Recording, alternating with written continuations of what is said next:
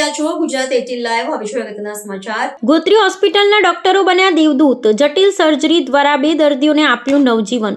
માનવતા અને તબીબી કૌશલ્યનો અનોખો સંગમ વડોદરાની ગોત્રી હોસ્પિટલ ખાતે જોવા મળ્યો છે. હોસ્પિટલના સુપ્રેડિટેન્ટ ડોક્ટર અનુપ ચંદાનીના માર્ગદર્શન હેઠળ ઓર્થોપેડિક વિભાગના ડોક્ટર ચિરાગ ઠક્કર અને તેમની ટીમે 2 અત્યંત જટિલ ઓપરેશન સફળતાપૂર્વક પાર પાડી દર્દીઓના જીવનમાં ખુશીઓ પાછી લાવી છે. ખૂણીનું સફળ રિપ્લેસમેન્ટ. હીરાબેન હવે ફરી થયા સ્વાવલંબી. સાવલીના રહેવાસી હીરાબેન માટે હાથનું ફ્રેક્ચર એક મોટી આફત બનીને આવ્યું હતું.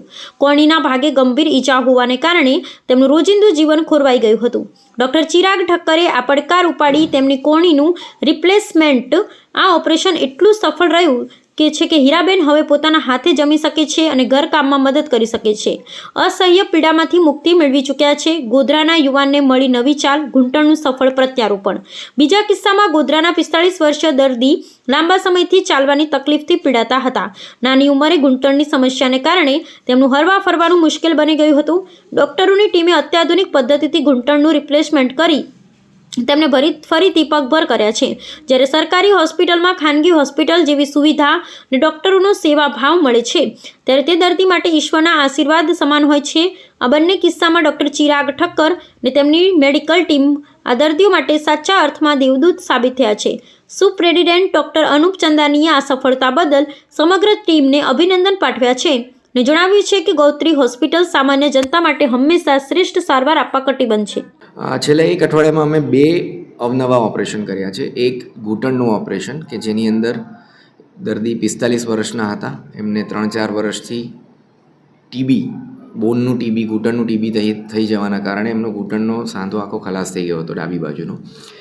તેઓનો પગ વાંકો થઈ ગયો હતો અને તેઓની નોકરી પણ છૂટી ગઈ હતી બિકોઝ એ કામ પર જઈ નહોતા શકતા, ચાલી નહોતા શકતા, સખત દુખાવો હતો. એટલે એમનું અમે લોકોએ ઓગમેન્ટ્સ નાખીને સ્પેશિયલાઇઝ્ડ રિવિઝનની રિપ્લેસમેન્ટ સિસ્ટમ જે આવે છે એ PMJY કાર્ડ હેઠળ ડૉક્ટર અનુપ ચંદનાનીની મદદથી સુપ્રિન્ટેન્ડન્ટ ઓફિસમાંથી ઇમ્પ્લાન્ટ્સ મેળવી એમનું ઓપરેશન કર્યું. આજે 1 અઠવાડિયા જેવું થયું છે અને એ ચાલતા થઈ ગયા છે. ફરી એમનો પગ સીધો થઈ ગયો છે. બહુ જ સેટિસ્ફાઈડ છે અને હજી એમની રિકવરી ધીમે ધીમે વધારે આવશે બિકોઝ ઘણા ટાઈમથી એમનો પગ અફેક્ટેડ હતો. બીજું એક ઓપરેશન એવું છે કે જેમાં દિવાળીના સમયમાં એક બા છે 65 વર્ષના, એમને એક ફ્રેક્ચર થયું હતું. હ્યુમરસ બોન જે આવે આપણું એનું, અને એનું ઓપરેશન બીજે કશે કે એમણે સળિયા નાખીને કરાવ્યું હતું જે ફેલ ગયું હતું. ત્યારબાદ સળિયા કાઢ્યા પછી એમનું હાડકું જોડાયું નહોતું અને હાથ આખો વાંકો થઈ ગયો હતો.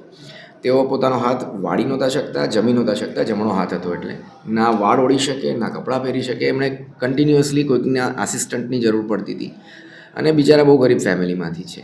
તો એમને પણ એલ્બો રિપ્લેસમેન્ટ જેવી એક જટિલ સર્જરી હોય છે એ અમે અહીંયા કરી છે અને એનું પણ ઇમ્પ્લાન્ટ્સ અમને સુપ્રિન્ટેન્ડન્ટ ઓફિસમાંથી PMJY કાર્ડ હેઠળ મળ્યા છે અને પેશન્ટને એક પણ રૂપિયો આપ્યા વગર ઇન્ટરનેશનલ લેવલની સારવાર મળી છે. અત્યારે એ પેશન્ટ હાથ વાળી શકે છે 90 ડિગ્રી સુધી અને હજી ફિઝિયોથેરાપી માટે અમે એમને એડમિટેડ રાખ્યા છે. એમનો હાથ 120-130 ડિગ્રી સુધી વળશે એટલે ખાઈ શકશે અને બધું પોતાનું કામ કરી શકશે. આ બંનેનો જો પ્રાઇવેટમાં જાય તો કેટલો ખર્ચ?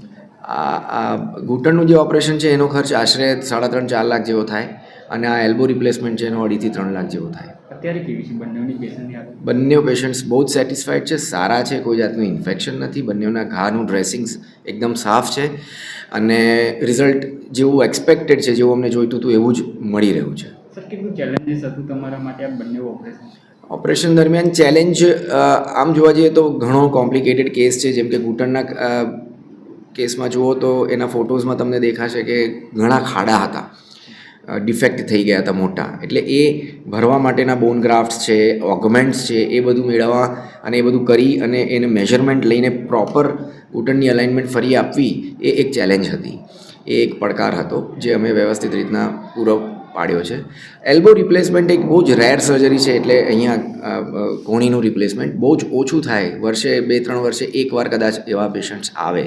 ઇનફેક્ટ દુનિયાભરના ઘણા એલ્બો સર્જન સાથે મારી જ્યારે વાત થાય ત્યારે એ લોકો એવું કહે છે કે એમણે આજ સુધી એક પણ કોણી બદલી નથી.